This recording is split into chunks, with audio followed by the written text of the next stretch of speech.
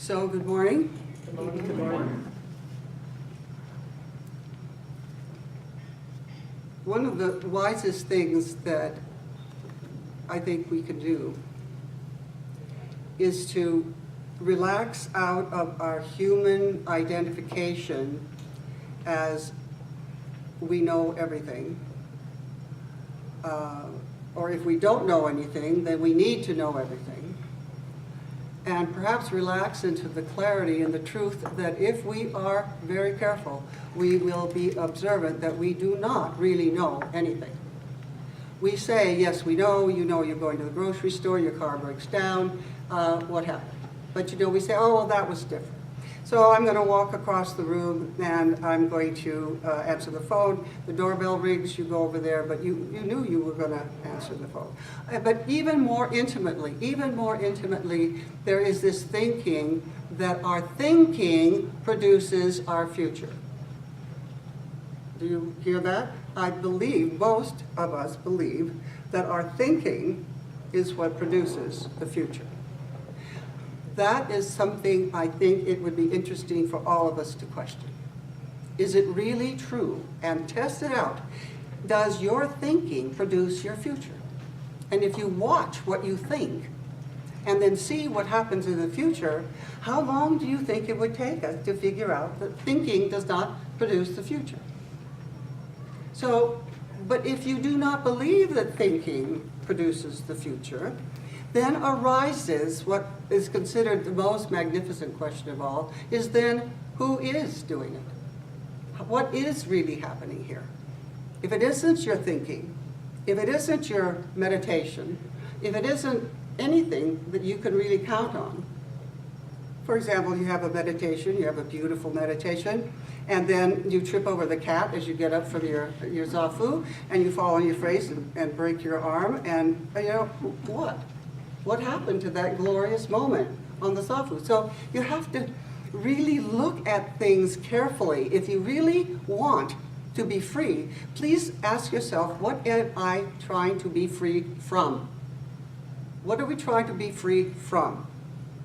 If you, again, have intensity of watchfulness, you will find that that is the very thing, is just what you are thinking in the moment. That is what you become free of. Not just, the thoughts will come and go.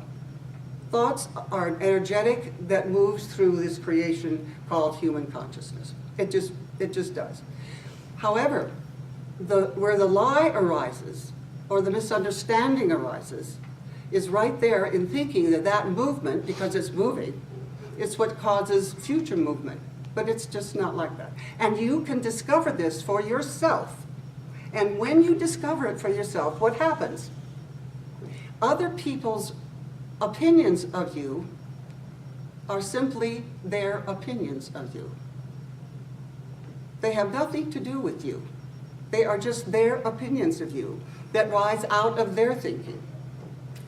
And as you know, things are subject to change without notice,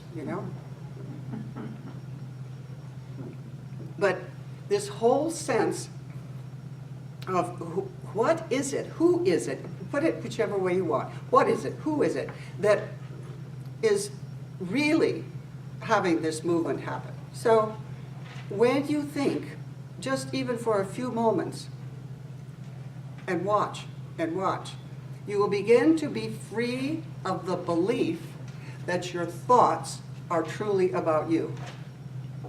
That they are true, but see, here comes the tricky part. They're not true about other people either.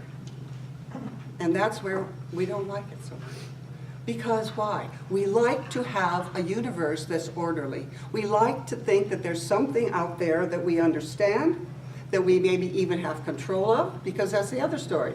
Not only do our thoughts, we say, create our future, but here comes the other thing. We can control the thoughts that we think. Have you tried to control the thoughts that you think? I think you should all really try it. People try to control the thoughts that they think. Well, try it. There's that wonderful story about, when you sit down to meditate, well, everything but don't think about monkeys.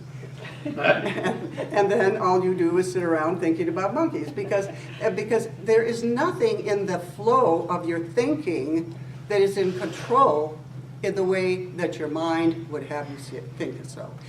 But why is it exciting? Because there's fear. This isn't something we're doing wrong. This is because there is fear. There is fear to think that we live in a universe that has absolutely nothing to do with me being in control of it. That's scary. That's very scary. Because then the question is, what's under there? What's under there? What is this thing under all of this? If everything that I can see and everything that I can know is what's supposed to be it, and it isn't it, then what is it? Now,